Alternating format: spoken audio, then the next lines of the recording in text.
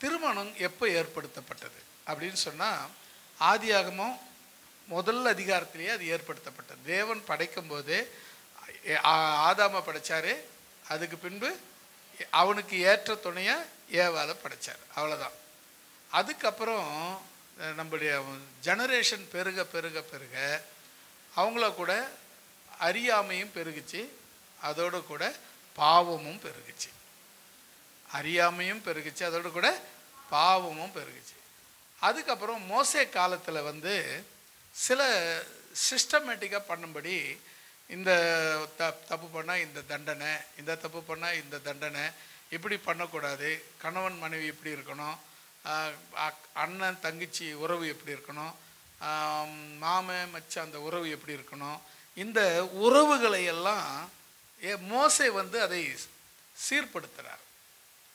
அப்படியும் மக்கள் சீர்கெட்டு போகிறாங்க.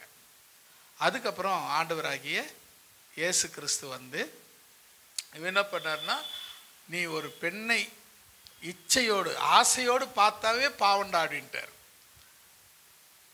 அதை இன்னும் அவனுக்கு உணர்த்தும்படியாக அதை அவருக்கு வெளிப்படையாக இன்னும் சொல்ல ஆரம்பித்தார். இதுக்கு எதுக்கு அப்படின்னு சொன்னால், பழைய ஏற்பாட்டில் பார்த்தீங்கன்னா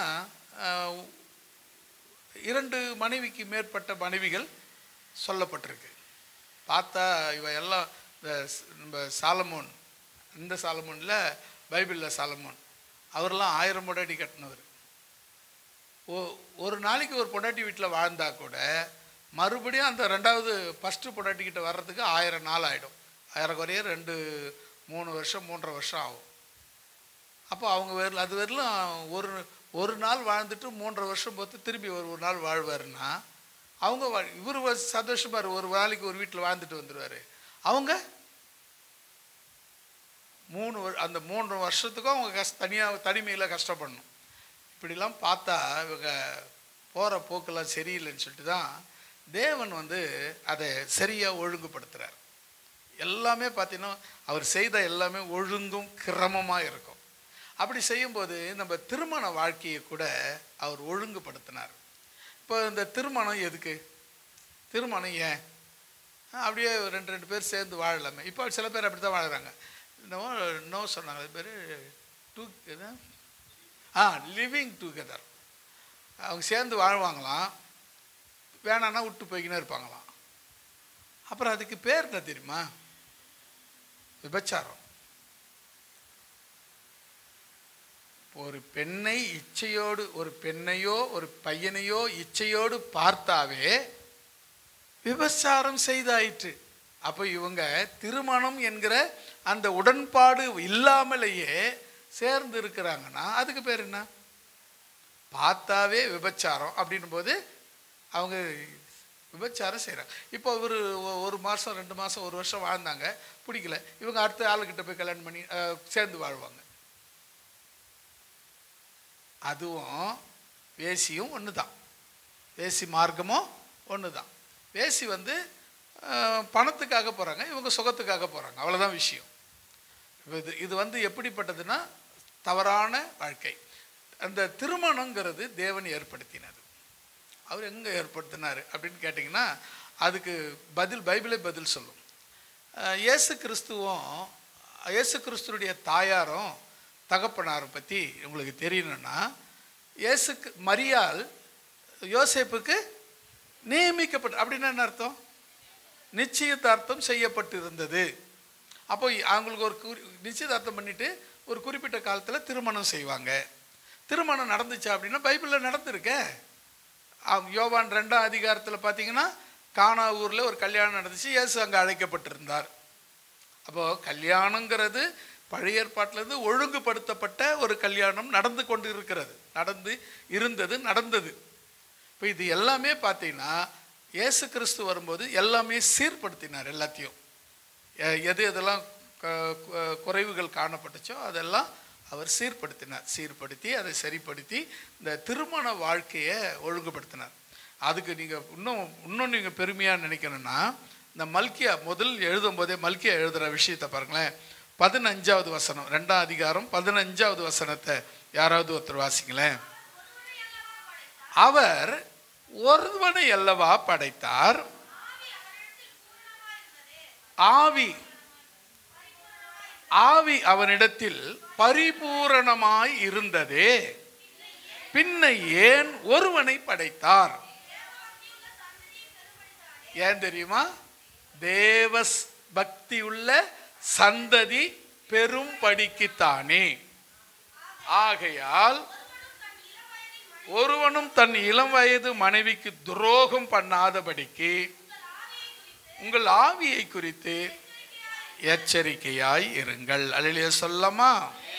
இப்போ முதல்ல திருமணம் எதுக்கு நியமிக்கப்பட்டது, ஏன் இந்த திருமண வாழ்க்கை அப்படின்னு சொல்லி மற்றவங்களுக்கு தெரியுதோ இல்லையோ நமக்கு தெரிஞ்சிருக்கணும். அது மட்டும் இல்லை, நம்ம பேசுகிற மெசேஜ் வந்து யூடியூப்பில் ஒளிபரப்பாகிறது. லைவாக இல்லை, நம்ம பேசி அதுக்கப்புறம் அதை ஒரு சில நாட்கள் கழித்து அதை போடுறோம். ஏற்கனவே போட்டதை முன்னே போட்டுட்டு அதுக்கப்புறம் இதையும் போடுறோம். ஏன் அப்படின்னா, உங்களுக்கு பிரயோஜனமாக இருக்கிற அந்த வார்த்தை உங்களோட முடிஞ்சிடாதபடி இன்னும் ஒரு சிலருக்கு அது பிரயோஜனமாகட்டுமே அப்படின்னு யூடியூப்பில் போடுறோம். ஒரு சிலர் பார்க்குறாங்க. ஏறக்குறைய 200க்கு மேற்பட்ட 250 பேர் இன்னொரு நினைக்கிறேன் சப்ஸ்கிரைப் பண்ணியிருக்காங்க. அந்த யூடியூப் போயிட்டுருக்கு. நம்ம பேசின செய்தியெல்லாம் போயிட்டுருக்கு. ஒரு சிலர் அதை வார்த்தையை கவனித்து கேட்குறாங்க, ரொம்ப நல்லா கேட்குறாங்க. ஏன்னா அது பிரயோஜனமாக இருக்கிறது என்பதனாலே. இப்போ நம்ம பார்க்க போகிற வார்த்தை திருமண உறவு. திருமணம் ஏன் உண்டானது? திருமணம் ஏன் உண்டானது? இதுதான் நம்முடைய கேள்வி.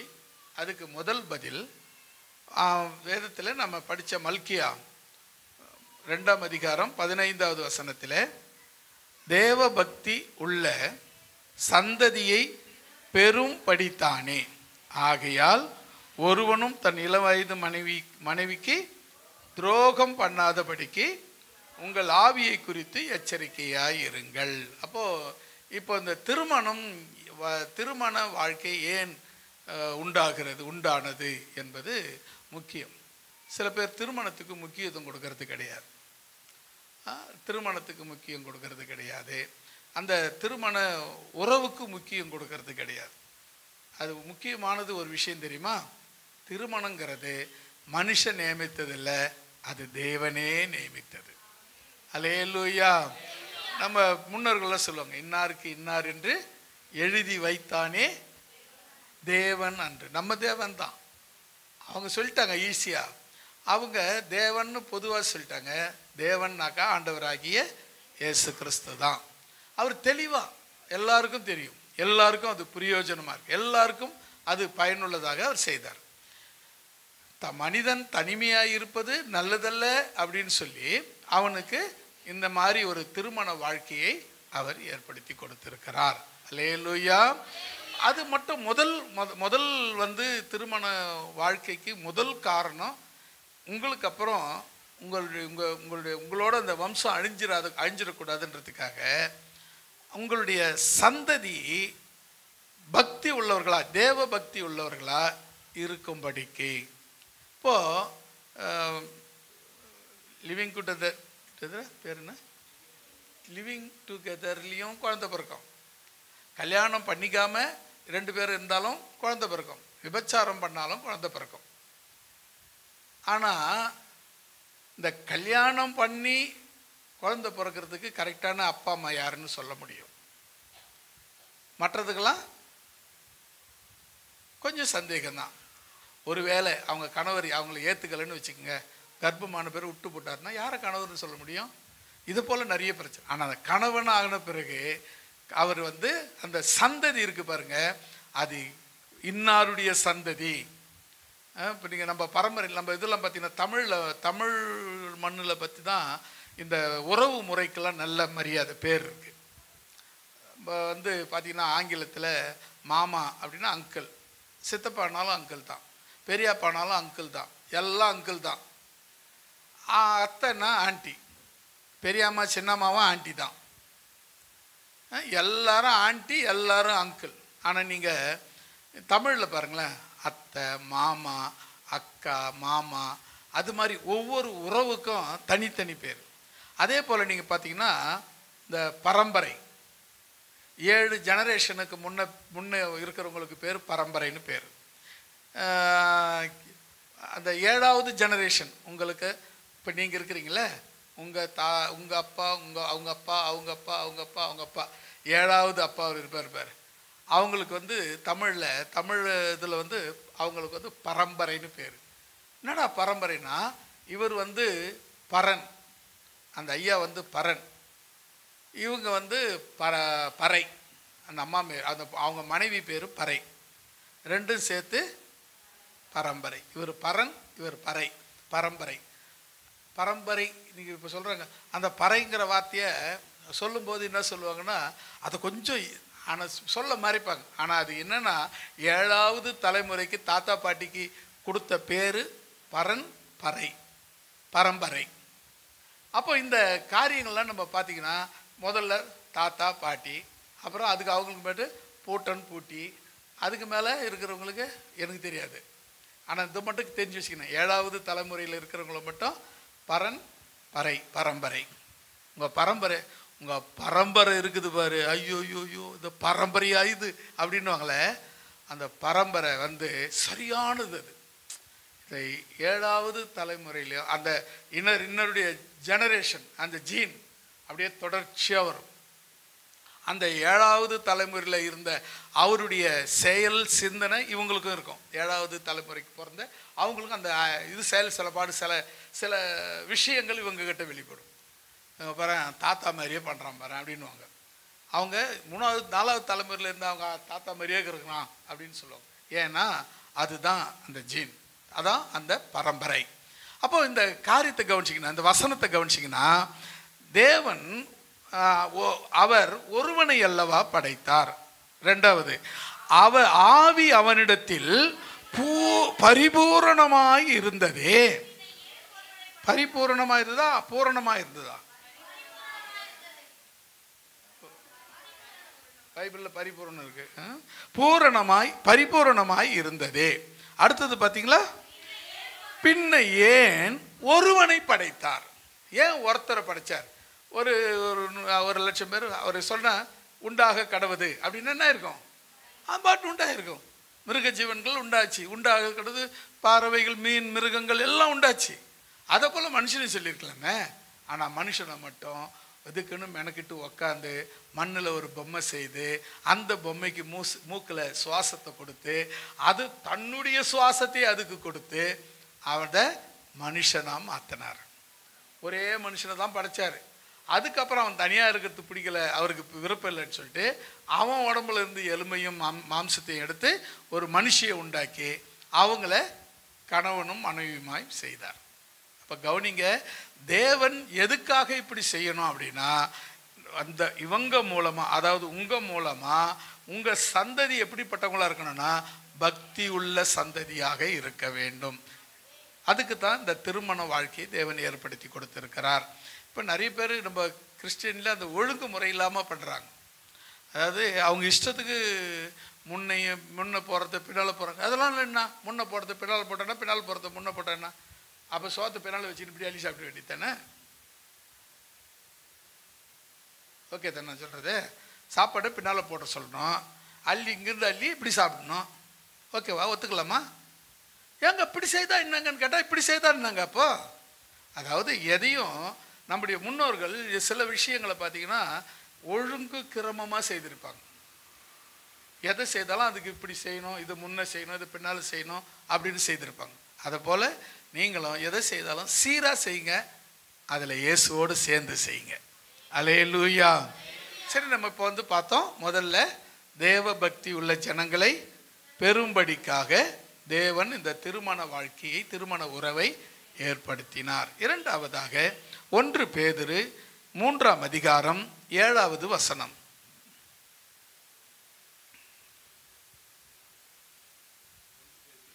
3ஆம் அதிகாரம் 7வது வசனம்.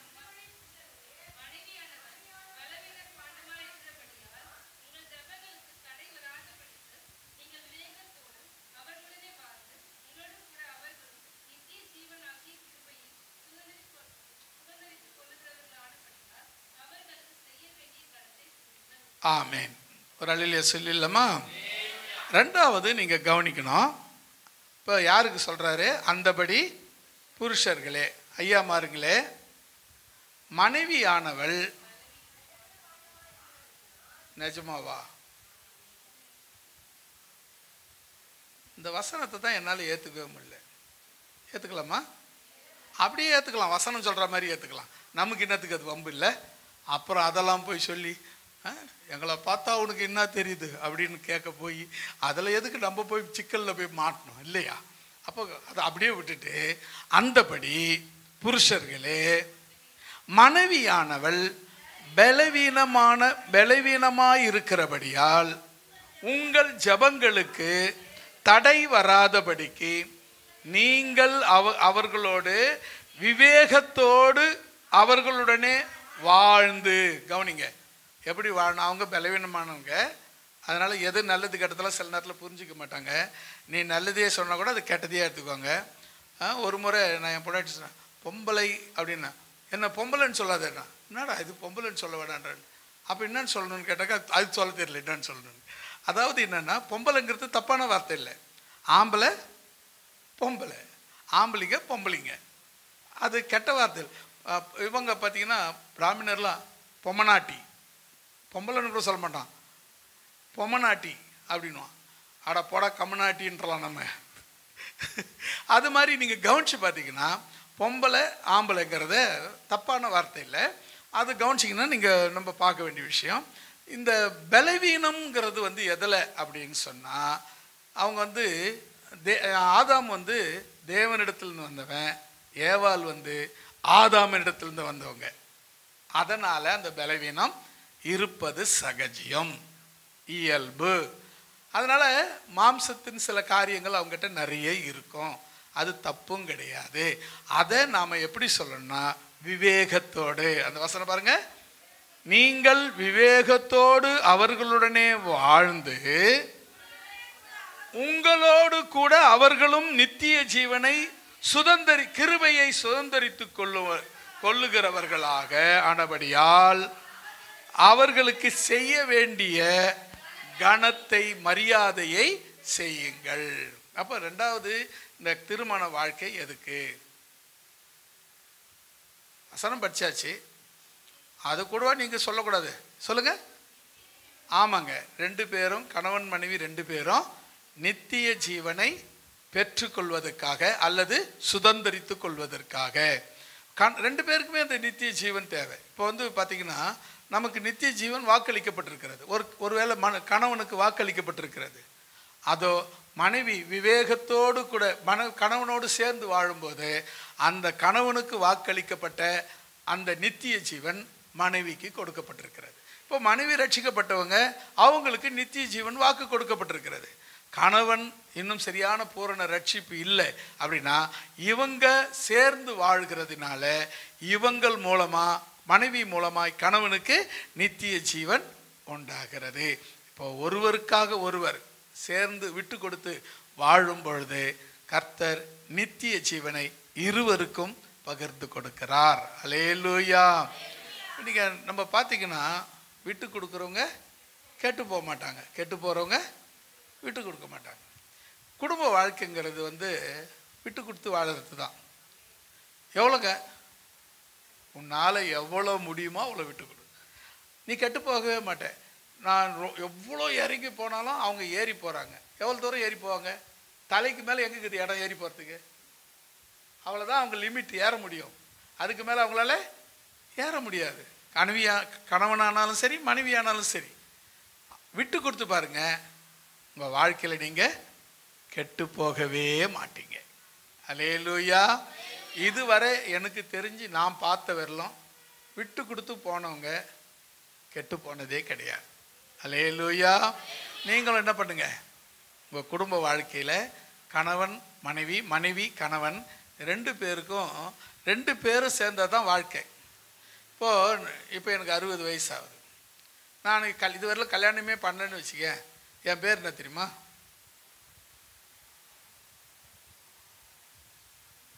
பேச்சுலர், முரட்டு சிங்கிள். அப்படின்னு. நான் இல்லை, இருந்தா நீங்கள் அப்படி வேற நினச்சிட்டு அப்படியே அப்படின்னு நினைக்க போகிறீங்க. அதெல்லாம் கிடையாது. முரட்டு சிங்கல்லாம் ஒன்றும் கிடையாது. அப்போ கவனிச்சு பாருங்களேன். அப்போது கல்யாணம் ஆகாத பெண்ணாக இருந்தாலும் கல்யாணம் ஆகாத ஆணாக இருந்தாலும் அவங்க பேர் என்ன? பேச்சுலர் தான். எப்போ ரெண்டு பேரும் சேர்றாங்களோ அவங்க அப்போ என்ன ஆயிடுறாங்க? ஃபேமிலி மேன், ஃபேமிலி உமன், குடும்ப பெண்கள், குடும்ப பெண், குடும்ப ஆண். அவங்களுக்கு அப்படி சேர்ந்தா தாங்க ரேஷன் கார்டே கொடுக்குறாங்க. ஏன்பா நான் ஒண்டியாக சிங்கிளாக இருக்கிறேன், எனக்கு ரேஷன் கார்டு கொடுக்குறேன்னா கொடுக்க மாட்றாங்க. ஏய் நீ சிங்கிள்லாம், உனக்கு ரேஷன் கார்டும் கிடையாது, உனக்கு மரியாதையும் கிடையாதுறான்னுறாங்க. அப்போது இந்த கணவன் இந்த மனைவி எப்போ சேர்றாங்களோ, சேர்ந்து வாழறாங்களோ, ஒன்றா இருக்கிறாங்களோ, அப்போ தாங்க உலகமே மதிக்குது. அல்லேலூயா. கணவன் மனைவி சேர்ந்து இருந்தாங்கன்னா அவங்கள பார்க்குறவங்க சொன்னாங்க அது மாதிரி வாழணும்னு சொல்லுவாங்க. இல்லைன்னா பொய்து போனால் பொய்து வெஞ்சா இதுங்க ராவடி பெருசாகுதுப்பா. ராத்திரி ஆனால் கதை கூத்த ஆரம்பிச்சிடுறாங்க, பொழுது வேணும்னா கச்சேரி ஆரம்பிச்சிடுறாங்கன்னு வாங்க. அப்படிப்பட்ட வீடுகளில் கட்டாயம் தேவன் இருக்கவே மாட்டார். விட்டு கொடுத்து எவ்வளோ விட்டு கொடுக்க முடியும்? உயிர் போகிற வரலும் விட்டு கொடு, ஆண்டவர் உன்னை ஆசீர்வதிப்பார். நான் மறுபடியும் சொல்கிறேன், விட்டு கொடுத்தவங்க கெட்டு போனதே கிடையாது.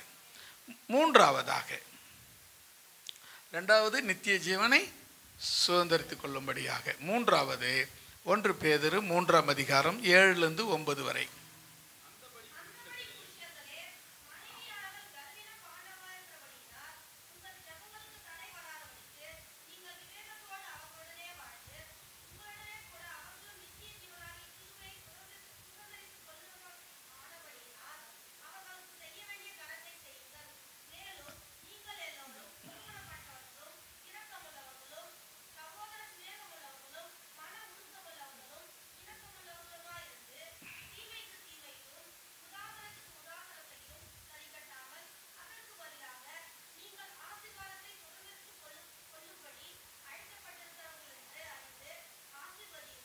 ஆமேன். ஒரு அல்ல சொல்லமா? இப்போ நீங்கள் மூன்றாவது என்ன சொல்லப்பட்டிருக்கிறது பாருங்க.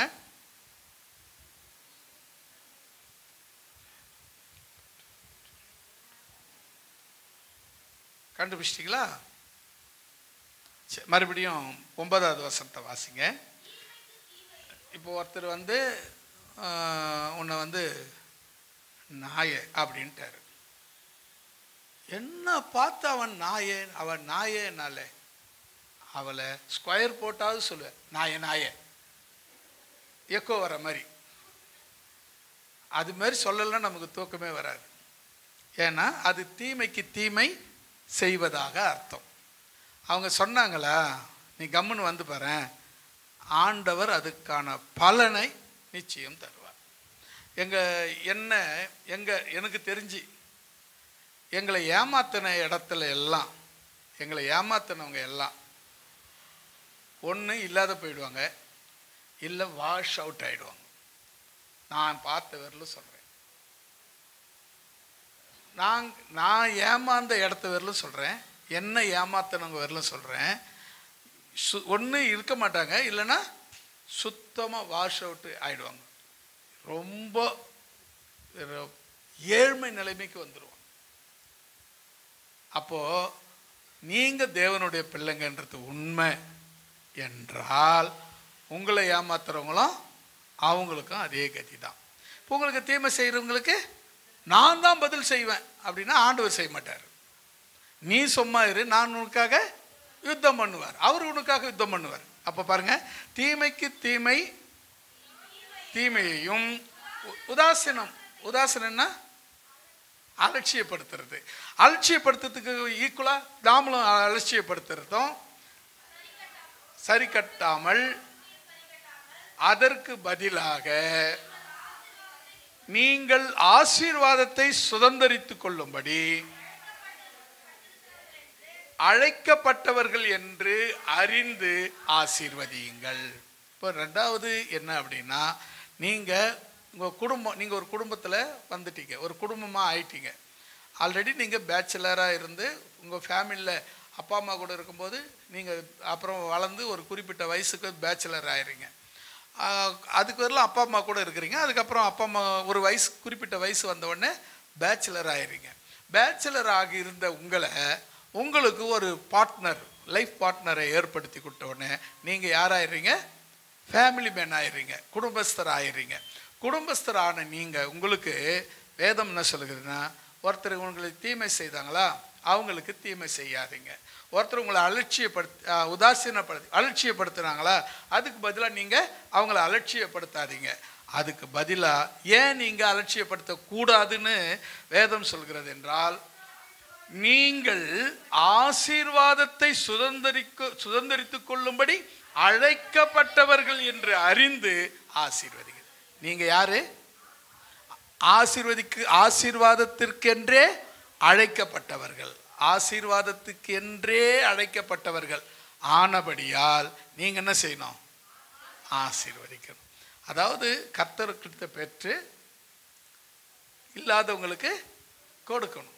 ஆசீர்வாதத்தை பெற்று மற்றவங்களுக்கு பகிர்ந்து கொடுங்க. இப்போ ஆசீர்வாதம், இப்போ உங்கள் குடும்பத்துக்கு யார் மூலமாக ஆசீர்வாதம் வரும்? உங்கள் குடும்பத்துக்கு இப்போ நீங்கள் கணவன் மனைவி இருக்கிறீங்கன்னு வச்சுங்களேன், அப்போ உங்கள் மூலமாக வராதா? நீங்கள் 2 பேரும் சிங்கிள் என்னது இல்லை தனியாக சொன்ன முரட்டு சிங்கிளாக இருந்தீங்கன்னா ஒரே குடும்பம் தான்.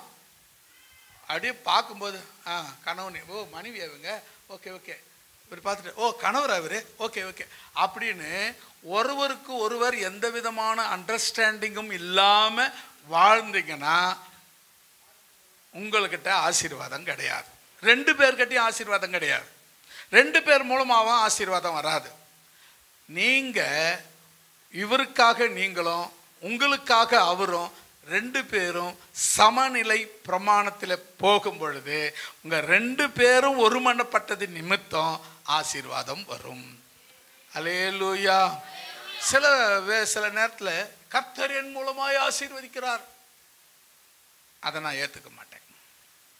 ஒரு கணவன் ஒரு மனைவி 2 பேரும் அந்த தேவனோடு இருக்கிற ஐக்கியம் இருக்க பற்றிய உறவு, அந்த தேவனோடு இருக்கிற உறவு அது சரியா இருந்தா மட்டும்தான் தேவனுடைய ஆசீர்வாதம் அந்த வீட்டில் தங்கும்.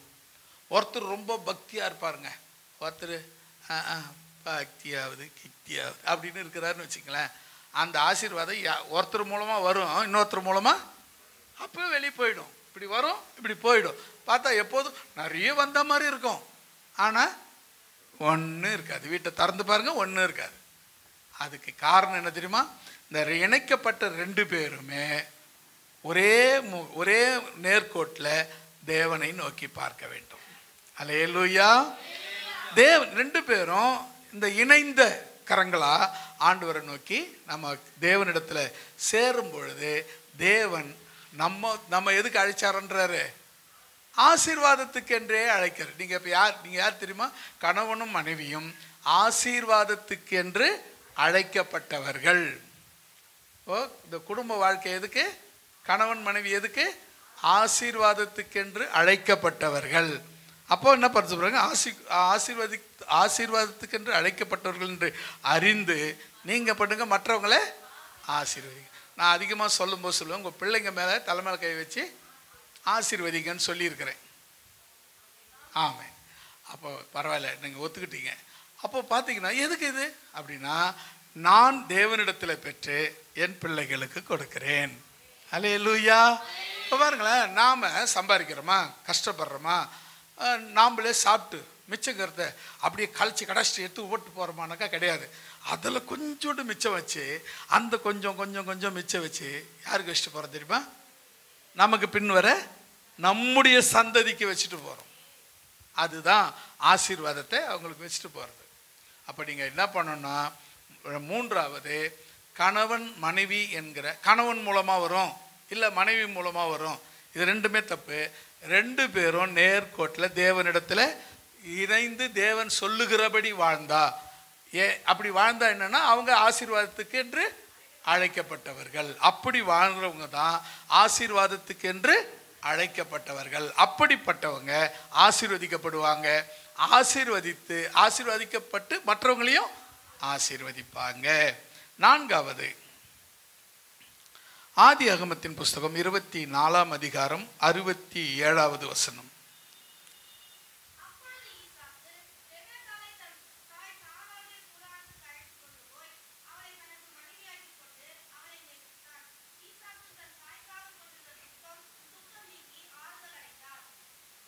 ஆமேன். ஒரு அல்ல சொல்லமா? இப்ப சொல்லுங்க.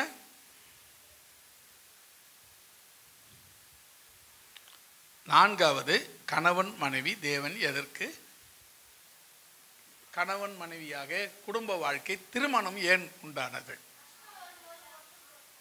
கரெக்ட், அவ்வளவுதாங்க. அதாவது ஒரு விஷயம் என்னன்னு சொன்னா, கணவன் வேற ஆங்கிள், மனைவி வேற ஆங்கிள் கிடையாது.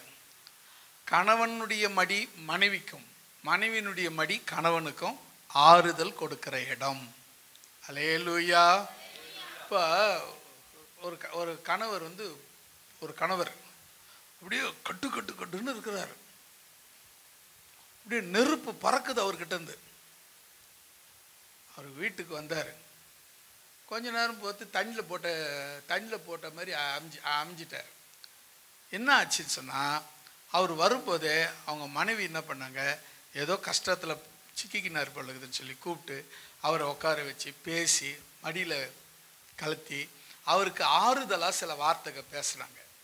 பேசின உடனே அந்த துக்கம், கஷ்டம், அந்த பாடு, அவமானம் எல்லாம் மறந்து இப்போ என்ன ஆயிட்டாரு? ஃப்ரெஷ் ஆயிட்டாரு. அல்லேலூயா. அதே போல் மனைவி போய் அவன் கணவன் தோளில் மார்பில் சாயும் போது தான் அவளுக்கு முழுமையான நிம்மதி கிடைக்கிறது. ஆனால் கொஞ்ச நாள் இளம் வயசில் ரொம்ப அது மாதிரிலாம் நான் சொல்கிற மாதிரி அந்த மடியில் சாய்ந்து இளைப்பாருது, தோல் மார்பில் சாய்ந்து ஆறுதல் பெறுறது. அவர் குறிப்பிட்ட வயசு பசங்கள்லாம் பெரிய பசங்கள் ஆகிட்டாங்க. பசங்க பார்த்துட்டாங்கன்னா அவங்க என்ன, நீ தான் தப்பாக நினைக்கிற, உன்னை பார்த்து உன் பசங்க கற்றுக்கட்டும். நானும் பெரியவனானா என் மனைவிக்கு நான் இப்படி இருப்பேன், என் புருஷனுக்கு நான் இப்படி இருப்பேன்னு கற்றுக்கணுமே தவிர என்ன பார்த்தாங்கன்னா அவங்க தள்ளி விட்டு இப்படி நிற்கிறாங்க அப்படின்னா அது ஏதோ தப்பு பண்ணுற மாதிரி நீ அர்த்தம். நீ செய்கிறது தப்பு, பிள்ளைங்களை பார்த்தா நீ ஒதுங்கி போகிறேன்னு சொன்னால் அது ஏதோ நீ பண்ணுறது தப்புங்கிற மாதிரி அர்த்தம். கணவன் மனைவி ஒதுங்கி போகிறது அது தப்பு. அது ஏன் அப்படின்னா, கணவனுக்கு மனைவியின் மடியில் ஆறுதல், மனைவிக்கு கணவனுடைய மார்பில் தான் ஆறுதல். மார்பில் சாஞ்சி கொஞ்ச நேரம் அவங்க மார்பில் சாஞ்சாங்கன்னா அவங்க துக்கத்தெல்லாம் மறந்து, வேதனை எல்லாம் மறந்து அவங்க ஃப்ரெஷ்ஷாக ஆகிடுவாங்க. முதல்லேருந்து புதிய பலனோடு புறப்படுவாங்க. அல்லேலூயா. கஷ்டமாக இருக்கிறாங்கன்னு சொன்னால் அவங்கள தலையில் மடியில் கழட்டிக்கிட்டு, இந்த பெரிய புருஷன் நான் தெம் துண்டு, அவ்வளோ பெரிய புருஷனை மடியில் கழத்துறேன், நீ இன்னும் குழந்த மாதிரியா எடுத்து கழட்ட போகிற, அந்த தலையை மட்டும் எடுத்து வச்சுக்க, அது ஒன்றும் அவ்வளோ வெயிட் இருக்காது.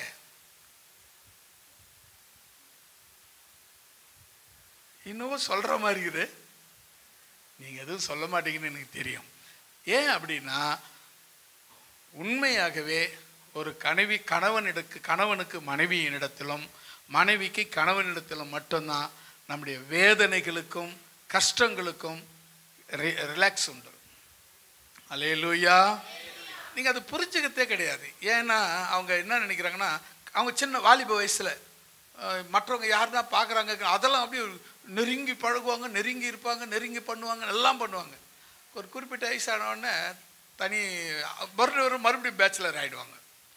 நான் சொல்கிறேன் கேட்டுக்குங்க, உங்களுக்கு கர்த்தர் சேர்த்து வச்சதை உனக்கு இவருக்கும் ஒருத்தருக்கு ஒருத்தர் தாங்கிறதுக்கு தான். அல்லேலூயா. உங்களை அவர் தாங்கணும், அவர் உங்களை தாங்கணும், தாங்கிறதுக்காகத்தான் இந்த வாழ்க்கை. அல்லேலூயா. இப்போ சொல்லுங்க, இதன் மூலமாக நம்ம என்ன கற்றுக்கிறோம்? நான்காவதாக நம்ம சொல்லிட்டீங்களே, என்ன சொன்னீங்க? ஆறுதலுக்காக, கவலை நீங்க, பாரத்தை ஒருவர் ஷேர் பண்ணிக்கொள்ள, இப்படி எந்த ஒரு வார்த்தை கூட அது கூட சேர்த்துக்கொள்ளலாம். இப்போ என்னன்னு சொன்னால், ஒரு கணவனுக்கு மனைவியின் மடியில் ஆறுதல், ஒரு மனைவிக்கு தன் கணவனுடைய மார்பில் ஆறுதல். அங்கே மார்பில் கொஞ்சம் சாய்ந்து அவர் அது இதே துடிப்பை கேட்டால் போதும், எல்லா கஷ்டமும் மறைஞ்சு போயிடும். நீங்கள் ஆபிரகாம் எடுத்துக்கங்களேன். ஆபிரகாம் சாராலும் 100 வயசில் விளையாடினாங்களாமே, கணவன் மனைவியாக விளையாடினாங்களாம். அப்போ தப்பானா இல்லை. நீங்கள் உங்கள் கணவன் மனைவிக்குள்ள எந்த விகற்பமும் இல்லாமல் சாவர வரலும் சந்தோஷமாக வாழுங்க. அதுதான், அதன் மூலம்தான் தேவன் உங்களை ஆசீர்வதிக்க முடியும். நீ கணவன் நான் மனைவின்னு நாம் நியமிக்கலை, தேவன் தான் நியமிச்சாரு. நாம் ஒரு இடத்துல பிறக்கிறோம், நம்ம மனைவி ஒரு இடத்துல பிறக்கிறாங்க. நம்ம 2 பேர், அவங்க 2 பேரையும் வந்து சேர்த்து வைக்கிறது யாரு? கர்த்தர். அல்லேலூயா. இவங்க என்ன பண்ணணும்? ஒருத்தருக்காக ஒருத்தர் பரிதபித்து தாங்கி ஏந்தி சுமந்து 2 பேரும் நித்திய ஜீவனை அடைய வேண்டும். அல்லேலூயா. ஒருத்தருக்காக ஒருத்தர் தாங்க தாங்கணும். நாம தாங்கிக்கலைன்னா யார் தாங்குவாங்க? பக்கத்து வீட்டில் போய் தாங்கிக்க முடியுமா? பக்கத்து வீட்டில் போய் தாங்கினா ஒன்று கையில் பெருக்குவாங்களா, அதை கையில் எடுத்துக்க மாட்டாங்க இல்லையா? அப்போ நீங்கள் நிறைய பேர் பண்ணுற மிஸ்டேக் என்ன தெரியுமா? அந்த ஒரு 2-3 குழந்தை பிறக்கிற வரலும் கணவன் மனைவியாக இருப்பாங்க.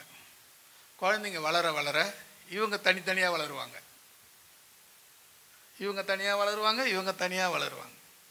நான் சொல்லட்டுமா, எனக்கு 60 வயசு, எங்கள் பசங்களுக்கு, என் பெரியவனுக்கு 34 வயசு. இன்னுக்கும் எனக்கு தனி பெட்ரூம் தான், எனக்கும் என் மனைவிக்கு தனி பெட்ரூம் தான். யோசிக்கணுங்க. நாம் ஒருவருக்கு ஒருவர் ஆறுதலாக இருப்பதற்கென்றே தேவன் கணவனும் மனைவியுமாக சேர்த்து வைத்திருக்கிறார். நாம் பிரிந்து வாழ்வதற்காக அல்ல. ஒரே குடும்பத்தில் பிரிஞ்சு வாழ்வாங்க. சில வீடுகளில் பார்த்தீங்கன்னா பிள்ளைங்களுக்கு கல்யாணம் பண்ணுவாங்க. அப்பா திண்ணையில் படுத்திருப்பார், அம்மா வாசலில் படுத்து கிடப்பாங்க, இவர் மட்டும் பெட்ரூமில் போய் படுத்திருப்பார். இது என்னங்கடா கொடுமை? எனக்கு ஒன்றும் புரிய மாட்டேங்குது. உன்னை பெற்று வளர்த்து உனக்கு கல்யாணம் பண்ணி வச்சு ஒரு வீடு கட்டி வைக்க வேண்டியது தானே இல்லை? அதுவும் நியாயமான கேள்வி தான். அப்போ நீங்கள் கவனிக்க வேண்டிய விஷயம், எதையும் நம்ம சிறப்பாக செய்தோம்னா அவங்களுக்கு நம்ம ஒரு ரூம் எடுத்துக்கிட்டா அவங்களுக்கு பிரச்சனையே. சில பிள்ளைங்க அதுக்குன்னே இருக்காங்க. இவங்க வந்த உடனே அவர் இந்த ஊரில் இருப்பார், அவர் அந்த ஊரில் இருப்பார். அம்மாவை நான் பார்த்துக்கிறேன், அப்பா இதுக்காடாவும் வளர்ந்தீங்க அம்மாவை பிரிக்கிறதுக்கு? அம்மாவையும் அப்பாவையும் பிரிக்கிறது உங்கள் வாழ்க்கை இல்லை.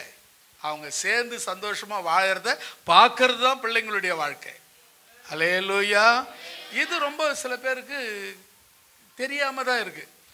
அப்போ அப்பாவுக்கும் அம்மாவுக்கும் 60 வயசு ஆச்சு. இப்போ எங்கள் பையனுக்கு 2 பேர் இருக்காங்கன்னு வச்சுக்கலாம் ஒரு உதாரணத்துக்கு. இப்போ இவனுக்கு 29 வயசாகுது, அவனுக்கு 34 வயசாகுது. இப்போ இவங்க 2 பேரும் என்ன பண்ணாங்க, நான் இவன் இந்த ஊரில் இருக்கிறான், அவன் இன்னொரு ஊரில் இருக்கிறான். 2 பேரையும் நான் பார்த்துக்கிறது முடியாது. ஆனால் ஆண்டவர் இவங்க பார்த்துக்கிற வைக்கலை. என்ன சொல்கிறேன் ஒரு பேச்சு, இவர் என்னை பார்த்துக்கணும், நான் மட்டும் எப்படி பார்த்துக்கிறது 2 பேரையும் அப்படின்னு இவர் கேட்குறாரு. நான் மட்டும் எப்பறம் பார்த்துக்கிறதுன்னு அவன் எப்படியே கேட்குறான். 2 பேரும் போட்டி போட்டுக்கினேன். சரி, நான் அப்பாவை பார்த்துக்கிறேன், நீ அம்மாவை பார்த்துக்க அப்படின்னா. ஏன்னா பெரும்பாலும் அம்மாவை தான் பார்த்துக்குவாங்க பிள்ளைங்க, எப்பவுமே அம்மாவை பார்த்துக்குவாங்க. ஏன்னா வீட்டு வேலைக்கு ஆள் இருக்குது பாரு, ஃப்ரீயாக கூலி இல்லாத கிடைக்கும் பாருங்க, அதுக்காக. அப்பா உட்காந்து சாப்பிட்டு உட்காந்துட்டு கிழமை நியாயம் பேசிகிட்டு இருப்பார். ரோட்டில் உட்காந்துன்னு நியாயம் பேசின்னு இருப்பார். போகிறவங்க வரவங்களாம் கூப்பிட்டு அது நடாச்சு இது நடாச்சின்னு கேட்டுருவார். அம்மா அப்படி கிடையாது. அப்போ இவர் வேலை, இவங்க பொண்டாட்டி வேலை, இவங்க குழந்தை பிறக்கிற வேலை, இவங்க குழந்தைக்கு கால் கை விடுற எல்லா வேலையும் அம்மா செய்வாங்க, சம்பளம் இல்லாத வேலைக்காரியா. அதுக்கு தான் அம்மாவை எல்லாரும் விரும்பி கேட்பாங்க, நான் அம்மாவை பார்த்துக்கிறேன்பா அப்படின்னு. அப்பாவா நீ பார்த்துக்க. ஏன் தெரியுமா? அப்பா சாப்பிட்டு உக்காந்துக்கின்னு ஏதாவது ஒன்று திட்டிக்கினே இருப்பார், ஏதாவது ஒன்று சொல்லிக்கினே இருப்பாருன்னுவாங்க. அதுக்கு நான் என்ன சொல்கிறேன்னா, அவங்க 2 பேரும் ஒரு இடத்துல விட்டுட்டு, அவங்க 2 பேரும் நிம்மதியாக இருக்க விட்டுட்டு நீங்கள் போய் பார்த்துக்கிட்டா போதுன்றேன் நான். அல்லேலூயா. அதுதான் சிறப்பு. நீங்கள் அப்பா அம்மாவை பிரிக்கிற வேலையை எந்த பிள்ளைகளும் செய்ய வேண்டாம் என்று அன்போடு கூட கேட்டுக்கொள்கிறேன். 4ஆவதாக நம்ம என்ன பார்த்தோம்? கணவன் மூலமாய் மனைவிக்கும், மனைவி மூலமாய் கணவனுக்கும் ஆறுதல் உண்டாக தேவன் திருமண வாழ்க்கையை ஏற்படுத்தினார். 5வது ஆதியாகமம் 2ஆம் அதிகாரம் 18வது வசனம்.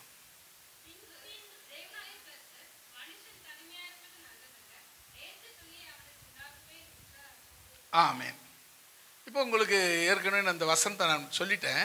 ஆனால் அது பாயிண்டில் இருக்கிறதுனால அதை நீங்கள் சொல்லும்போது அதை நான் எடுத்துக்கிடலை. இப்போ அதை நான் உங்களுக்கு சொல்கிறேன். பாருங்க, மறுபடியும் படிங்க. தனியாக இருக்கிறது நல்லது கிடையாது. ஒரு ஆணாக இருந்தாலும் பெண்ணாக இருந்தாலும் தனியாக இருக்கிறது நல்லது கிடையாது. அப்போ என்ன செய்யணும்? அவங்களுக்கு ஏற்ற துணையை உண்டாக்க வேண்டும். அது யாருடைய வேலை? தேவனுடைய வேலை. ஏற்ற துணை. இப்போ நீங்கள் இயேசு கிறிஸ்து ஏற்றுக்கிட்டீங்களே, இயேசு கிறிஸ்து ஏற்றுக்கு முன்னாடி உங்களுக்கு கல்யாணம் ஆயிடுச்சு. ஏற்ற துணையா அது? ஆமாங்க, ஏற்ற துணை. உன்னை தேவன் தாயின் கருவில முன் தெரிந்து கொண்டார். கர்ப்பத்திலேயே உன்னை தெரிஞ்சுக்கிட்டாரு. அப்போ உனக்கு என்ன செய்யணும், எப்படி செய்யணும், எதை செய்யணும்ட்டு அவர் ஏற்கனவே பிளான் போட்ட பிறகு தான் அந்த கல்யாணம்லாம் நடந்து வருகுது, பிள்ளைங்கள்லாம் பிறக்குது, எல்லாம் அது அவருடைய திட்டப்படி தான் வருது. இதுக்கு இன்னொரு விஷயம் என்ன தெரியுமா? அவர் தான் உன் ஜாடி, நீ தான் அவருடைய மூடி. அல்லேலூயா. யோசித்து பாருங்களேன். சில நேரத்தில் சில பேரை பார்த்தீங்கன்னா, இவங்க ரெண்டு பேரும் எப்படிடா ஒத்து போகிறாங்க அப்படின்னு கேட்பாங்க. ஏன்னா இவர் ஒரு ஆங்கிளில் இருப்பார், இவங்க ஒரு ஆங்கிள். இவங்க ரெண்டு பேரும் எப்படி ஒத்து போகிறாங்க? அதுதான் ஜாடிக்கேத்த மூடி, ஏற்ற ஜோடி. அல்லேலூயா. அது தேவன் ஏற்படுத்துறதுங்க. நாம் அதுக்கு அந்த காரியத்தை புத்தியாக யோசித்து அதுக்கு ஏற்ற மாதிரி நடக்கணும். இப்போ நான் இயேசுவை ஏற்றுக்கொண்டேன். வேதம் என்ன சொல்லுது? எல்லாவற்றிலும் நான் கர்த்தருக்கு கீழ்ப்படிந்து கணவருக்கு கீழ்ப்படிந்து அப்படின்னு போகணும். அதே மாதிரி அவர் இயேசு ஏற்றுக்கொண்டார். ஏற்றுக்கொண்ட பிறகு மனைவியை மரியாதை கொடுத்து மனைவிக்கு செய்ய வேண்டிய கணத்தை செய்யணும். அப்படி தானே போகணும். அப்படி போகும்போது யாருக்குன்னா ஆகாது, எந்த கஷ்டமும் வராது. அல்லேலூயா. இப்போ நீங்கள் பாருங்க, ஏற்ற ஜோடியாய் ஏற்ற துணையாய் இருக்கும்படி தேவன் திருமண வாழ்க்கையை உண்டாக்கினார். இப்போ நீங்கள் பார்த்தீங்கன்னா, ஃப்ரெண்டுங்கெல்லாம் நாம் பார்த்து பழகி ஏற்படுத்துறது தான் ஃப்ரெண்டு. ஆமாம் தானே? யாரும் கம்முனுக்கிறீங்க? ஃப்ரெண்டுன்னா எப்படி? நாம் பார்த்து அவங்க கூட பழகி அவங்களுடைய செயல் நமக்கு ஒத்து போனால், நம்ம செயல் அவங்களுக்கு ஒத்து போனால் அவங்க நம்ம ஃப்ரெண்டு. அவங்க கூட நமக்கு ஒத்து போகலன்னா அவங்க நம்ம எதிரி, எளிமை. ஆமாம் தானே? ஆனால் கணவன் மனைவி அப்படி கிடையாதுங்க. நீங்கள் ஏற்கனவே பார்த்ததும் இல்லை, பழகினதும் இல்லை. இந்த பெருசுங்க ரெண்டு போய் பேசி கீசி கொண்டாந்து கல்யாணம் பண்ணி வச்சுட்டாங்க. அவ்வளோதான், முடிஞ்சு போச்சு. இதுக்கப்புறம் தேவன் அதை உங்களை ஏற்ற ஜோடியாய் நீங்கள் தான் மாறணும். அல்லேலூயா. இப்போ இந்த ஜாடி இருக்கு, இது ஜாடி, கணவன் என்பது ஜாடி. அதை மூடுற மூடியை நீ மாறணும். அதுக்கு ஏற்ற மாதிரி உன்னை மாற்றிக்கணும். இல்லை மனைவி ஜாடி, ஆனால் பெரும்பாலும் அதுக்கு ஒத்து வராது. புருஷன் மூடியாக வர்றதுல 90% ஒத்து வராது. அது ஒத்து போகிறதுலையும் தப்பும் கிடையாது. புரியுதுங்களா? ஒரு வீட்டில் ஒருத்தர் ரெண்டு பேருமே ஜாடியாகவும் ரெண்டு பேருமே மூடியாக இருந்தாக்கா அப்போ அதுக்கு ஒரு ஜாடி இதுக்கு ஒரு மூடி தேவைப்படும். யாராவது ஒருத்தர் ஜாடியாக இருக்கும்போது இன்னொருத்தர் மூடியாக மாறிடணும். அதுதான் சரியான குடும்பம், அதுதான் ஏற்ற துணை, அதுதான் சரியான ஒழுங்குக்கு செட் ஆகும்.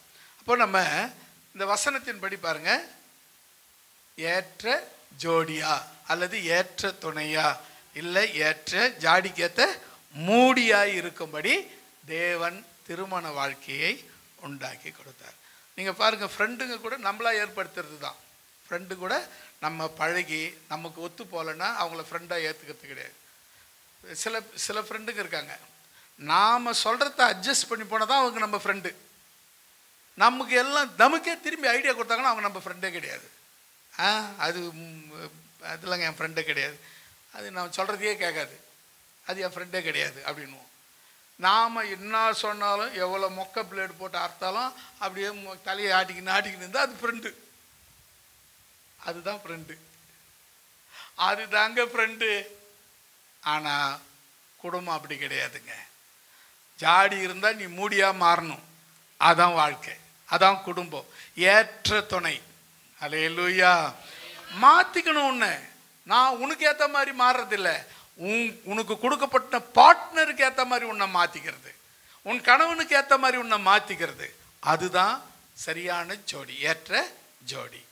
அடுத்ததாக ஆறாவதா மத்தேயு எழுதின சுவிசேஷம் 18ஆம் அதிகாரம் 19வது வசனம்.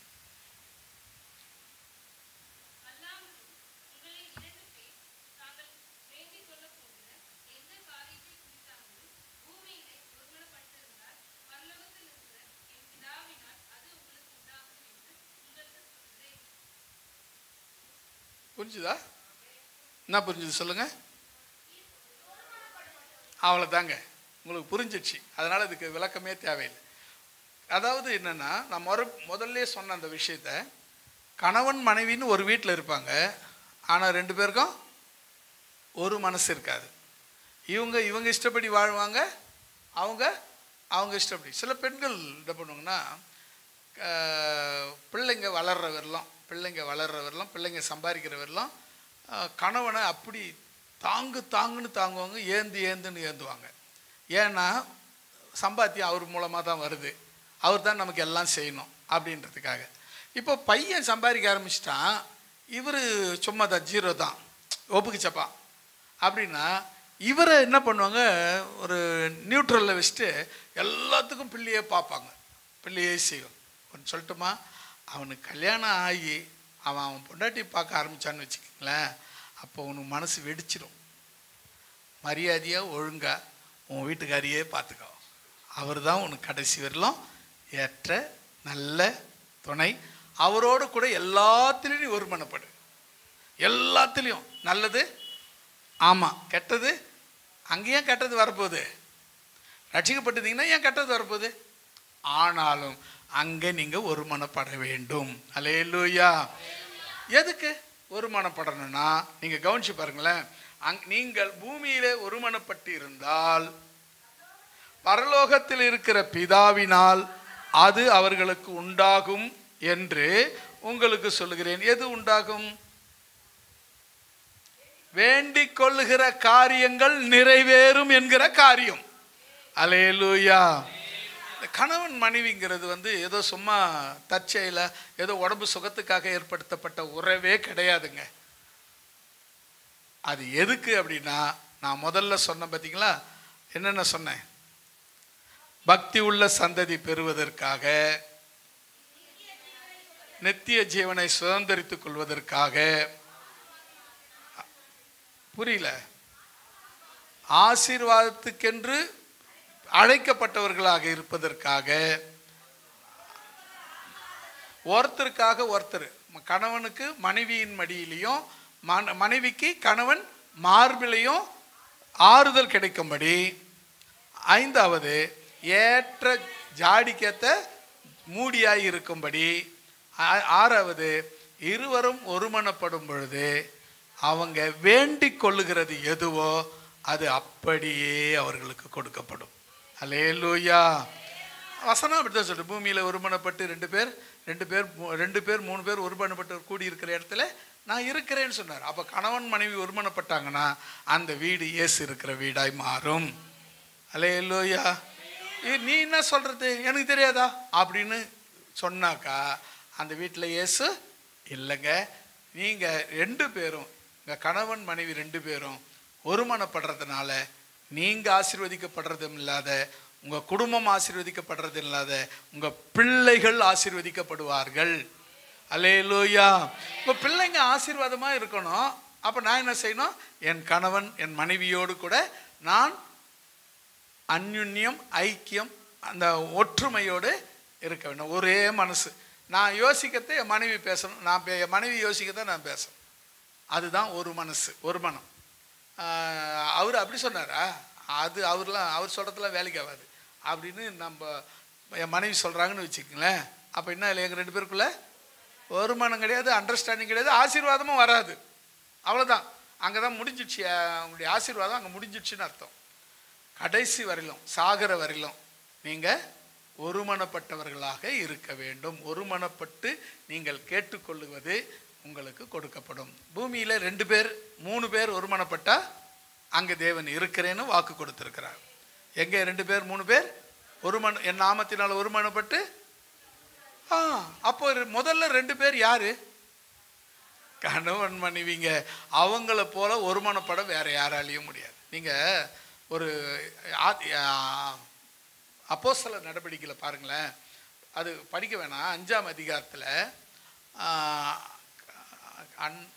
பேர்னா சபீரால், யார் பேர்? அனனியா சபீரால் தானே. அவங்க 2 பேரும் ஒரு சொத்தை விற்பாங்க. அவங்க சொத்து தான் விற்பாங்க. விற்கிறவரெலாம் அவங்களுக்கு என்னாச்சுன்னா போய் அப்போஸ்தலர்களை கொடுத்துடணும்னு நினச்சாங்க. விற்றுட்டு கையில் காசை வந்த உடனே என்ன நினச்சாங்கன்னு தெரில. ஒரு பங்கை எடுத்து வச்சுட்டு மிச்சத்தை எடுத்து போய் கொடுத்தாங்க. பேதர் கேட்குறாரு, இவ்வளோ தான் விற்றீங்களான்னு. ஆமான்னாரு. நீ பரிசுத்தாவின் இடத்துல பொய் சொன்னாரு. அங்கேயே ஊந்து சேர்த்து போயிட்டான். மனைவி வந்தாங்க, நீ இவ்வளோ தான் விற்றீங்களா? ஆமாம், இவ்வளோ தான் விற்றணும். அந்த பாருங்கள், அந்த ஒரு காரியத்தை பொய் சொல்கிறதுல கூட என்ன பண்ணாங்க? ஒரு மனசாக இருந்தாங்க. பொய் சொல்கிறதுல ஒரு மனசாக இருக்கும்போது கர்த்தருக்கு நல்லது செய்யறதுல, ஆராதிக்கிறதுல, தேவனை துதிக்கிறதுல, ஜெபிக்கிறதுல நாம் ஒரு மனசாக இருந்தோம்னா ஆசீர்வதிக்கப்படுவது உறுதி. அல்லேலூயா. அடுத்ததாக 7வது ஆதியாகமத்தின் புஸ்தகம் 27ஆம் அதிகாரம் 9வது வசனம்.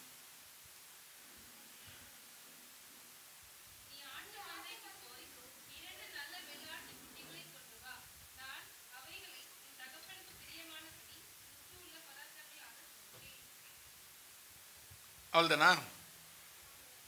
மறுபடியும் படிக்கலாமா?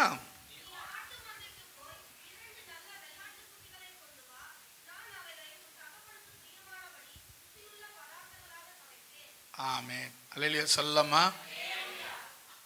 சில அம்மா இருங்க, ஆமாம், இவருக்கு வெடிச்சு கொட்டுறதுக்கு தான் எங்கள் அப்பா அம்மா எனக்கு பெற்று கல்யாணம் பண்ணி வச்சாங்க. வாசனா அது தாங்க சொல்லுது. என் மேலே எதனா கோவப்படுறதுந்தா முதல்ல பைபிள் மேலே, இயேசுநாதர் மேலே கோவப்படுங்க, அப்புறம் என் மேலே வாங்க. நான் நீங்கள் என்ன சொன்னாலும் நான் ஏற்றுக்கிறேன். ஒரு மனைவி தன் கணவனுக்கு என்ன செய்யணும்னு சொல்லப்பட்டிருக்கு பாருங்க. இங்கே இவர் நம்ம ஈசாக்கு ஈசாக்குக்கு 2 பையன். ஒருத்தன் பேர் ஏசா, இன்னொருத்தன் பேர் யாக்கோபு. யாக்கோபு வேட்டைக்காரனாக இருந்தான். அடிக்கடி போய் வேட்டாடி நல்ல மானு முயல் அது இதுன்னு சொல்லி அடித்து சமைச்சு அப்பாவுக்கு தந்து கொடுப்பான். அவனுக்கு ரொம்ப அப்பாவுக்கு பெரிய பையன் மேலே ரொம்ப இன்ட்ரெஸ்ட் ஆகிட்டார். சின்ன பையன் யாக்கோபு எப்போ பார்த்தாலும் அம்மா கூடவே சுற்றின்னு இருப்பான். அம்மாவுக்கு எடுப்படியாக அம்மாவுக்கு கூட ரொம்ப டச்சப்பில் இருந்தால் அம்மாவோடு கூட அவனுக்கு ரொம்ப பிடிக்கும். அம்மாவுக்கு சின்ன பிள்ளைய பிடிக்கும், அப்பாவுக்கு பெரிய பிள்ளை பிடிக்கும். இது ரொம்ப தப்பு. முதல்ல 2 பிள்ளை இருந்தால் 2 பிள்ளையும் ஒரே கண்ணாக பாருங்க, அது ரொம்ப தப்பு. அதுமாதிரி பார்க்கறதுனால இது என்ன நடந்துச்சு தெரியுமா? முடிவில் என்னாச்சு தெரியுமா? 2 பிள்ளையும் கொலை பண்ணுற அளவுக்கு போய் பிரிஞ்சு போயிடுறாங்க. பிரிஞ்சு போய் அவன் ஒரு பக்கம் போனான், இவன் ஒரு பக்கம் போனான். அது குடும்பத்தில் ஆகாத ஒரு விஷயம்.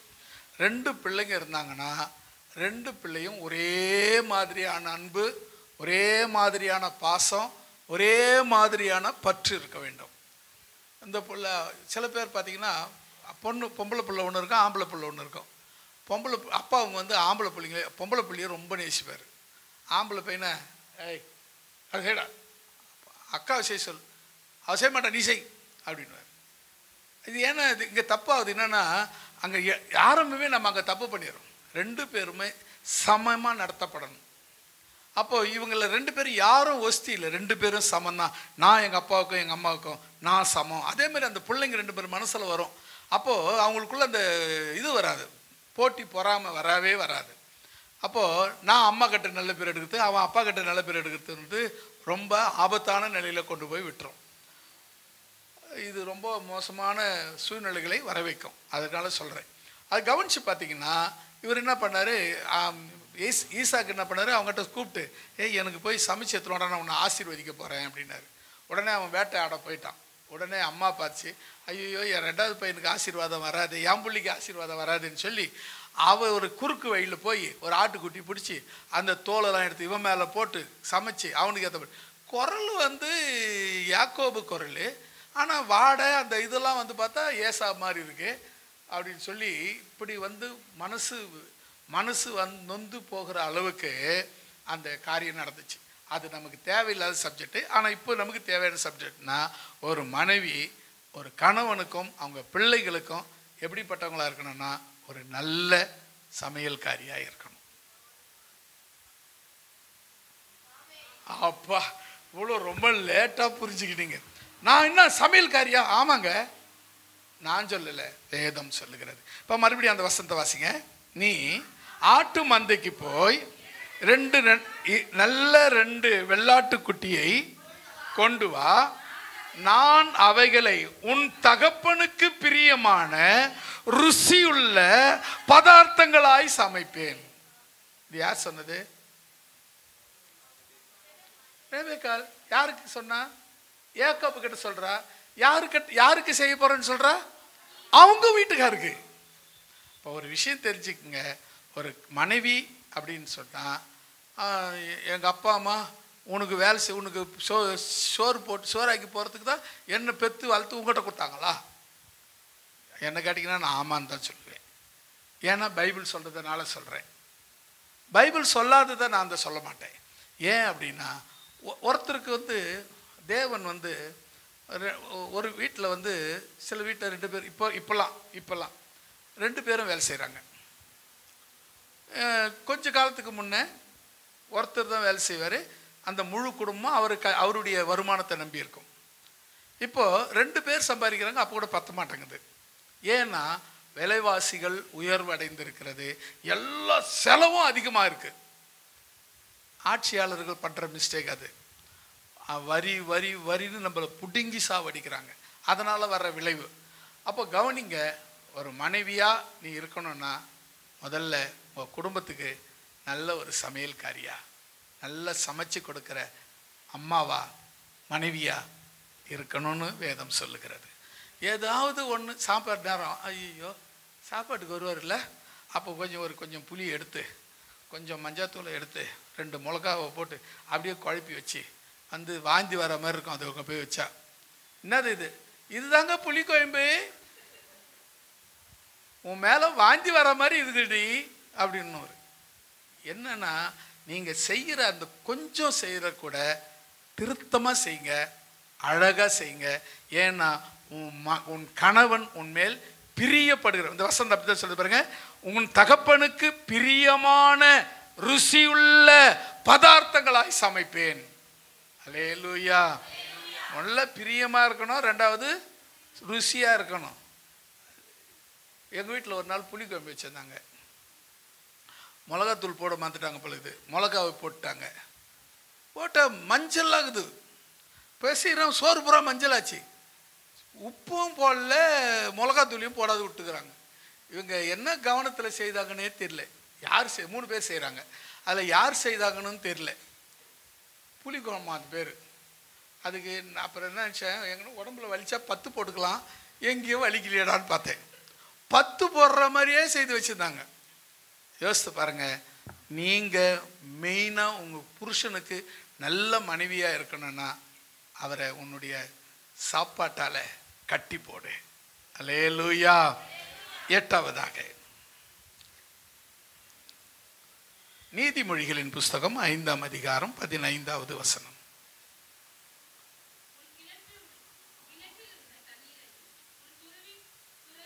18வது வசனம்.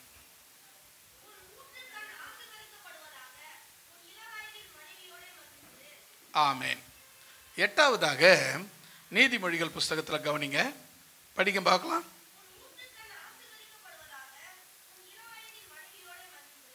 உன் இளவயது மனைவியோடு மகிழ்ந்திரு.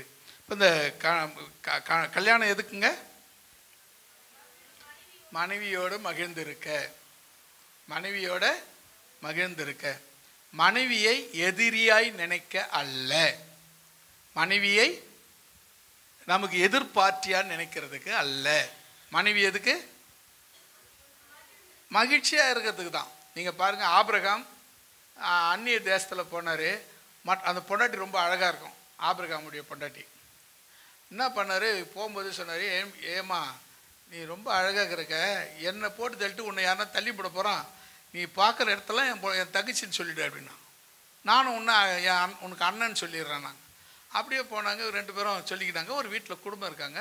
இவங்க கணவன் மனைவிங்கிறத மகிழ்ச்சியாக இருக்க ஆரம்பிச்சிட்டாங்க.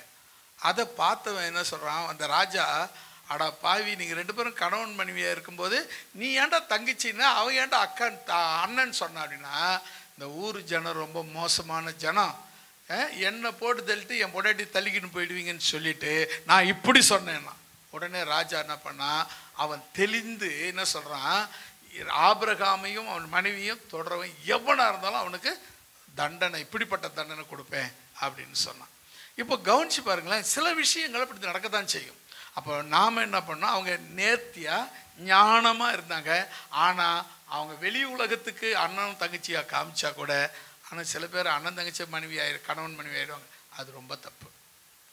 உறவையே அசிங்கப்படுத்துகிற மாதிரி அர்த்தம், பைபிளையே அசிங்கப்படுத்துகிற மாதிரி அர்த்தம். அது என்ன, உறவுக்கு மரியாதை கொடுக்கணும், அந்த மரியாதை கொடுத்து தான் ஆகணும். சரி, கவனிப்போம். இப்போ நம்ம பாருங்கள், எதுக்கு இந்த திருமண வாழ்க்கை? மனைவியோடு மகிழ்ந்திருக்க, கணவனோடு மகிழ்ந்திருக்க, இதுதான் இந்த குடும்ப வாழ்க்கை. இப்போ நான் உங்களுக்கு 8 காரியங்களை சொன்னேன். எதுக்கு கல்யாணம், எதுக்கு திருமணம் அப்படின்னு சொல்லி 8 காரியங்களை நான் உங்களுக்கு சொல்லியிருக்கிறேன்.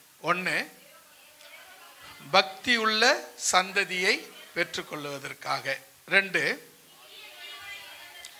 பேரும் சேர்ந்து நித்திய ஜீவனை சுதந்திரித்து கொள்ள. 3,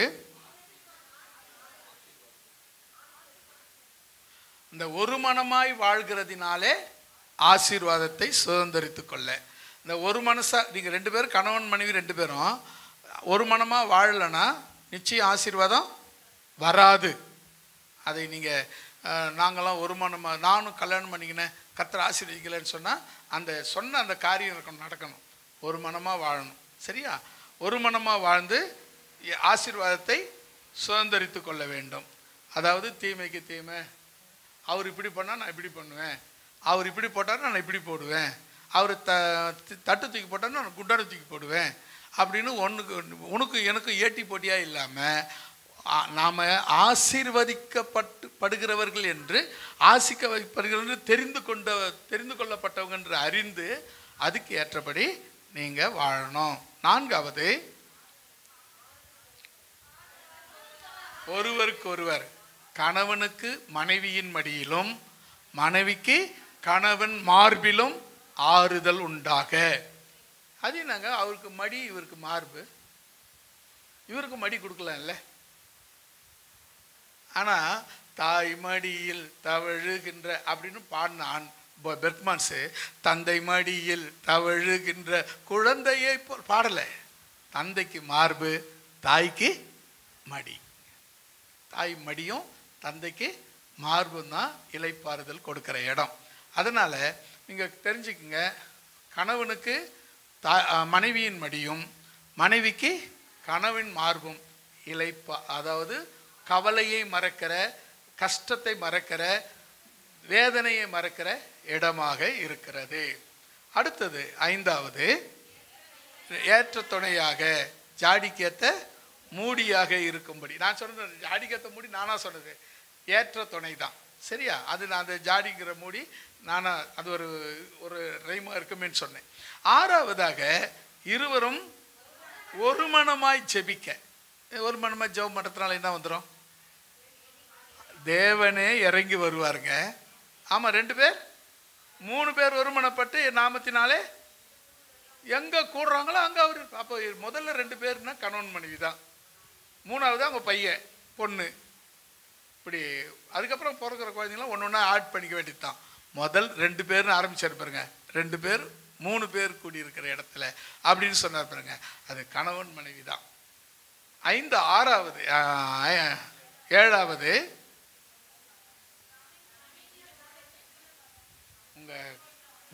உங்கள் சமையலால் உங்கள் கணவரை நீங்கள் கட்டி போடணுங்க. ஆமாங்க, சாப்பாட்டு விஷயத்தில் கர்மாந்திரம். இதை சாப்பிட்றத ஹோட்டலில் போய் 4 இட்லியை போட்டு எதனா போட்டு தின்ட்டு வந்துடலாம் அப்படின்னு நினைக்கக்கூடாது. என்ன கஞ்சியை குடித்தாலும் வீட்டில் போய் குடிச்சிடலாம் அப்படின்னு நினைக்க தோணணும். நீங்கள் பண்ணுற சமையல் வீட்டில் அதுவே கைனி தண்ணி மாதிரி தான் இருக்கும் கஞ்சி குடிச்சா அப்படின்னு வெளியே போகக்கூடாது. எப்போவுமே என்னென்னா உங்களுடைய அந்த அந்த சமையல் பண்ணுறது அது கலை என்னென்னா அதுக்கு மெனக்கிடணும். ஏதோ அவசரமாக போய் அந்த நேரத்தில் அரை மணி நேரத்தில் தண்டால் சில பேர் சமையல் பண்ணாங்கன்னா அந்த இடத்துல ஏதோ ஒரு சண்டை நடக்கிற மாதிரியே சத்தம் கேட்கும். அங்கே போய் பார்த்தா ஒன்றுமே இருக்காது, இந்த சமையல்லாம் உருட்டிகிட்டு இருப்பாங்க அவங்க. அது மாதிரிலாம் இல்லாமல் நேர்த்தியாக ரசம்னா அதை இப்படி வச்சா சாப்பிட்ற மாதிரி இருக்கணும். இல்லை காரக்குழம்பு இப்படி சமைச்சா சாப்பிட்ற மாதிரி இருக்கணும். கறி குழம்பா சமைச்சா சாப்பிட்ற மாதிரி இருக்கணும். அதில் உப்பும் இருக்காது, சப்பும் இருக்காது. கர்மாந்தரமாக இது தலைவீதி சாப்பிட்டு வேற தொலைக்கணுமே, இல்லைன்னா பசி எடுக்குமே, என்ன பண்ணுறதுன்னு சாப்பிடக்கூடாது. ருசியுள்ள சமையல் செய்யணும். அது உங்களுக்கு கர்த்தர் கொடுத்த கிருபை. கர்த்தர் உங்களுக்கு கொடுத்த.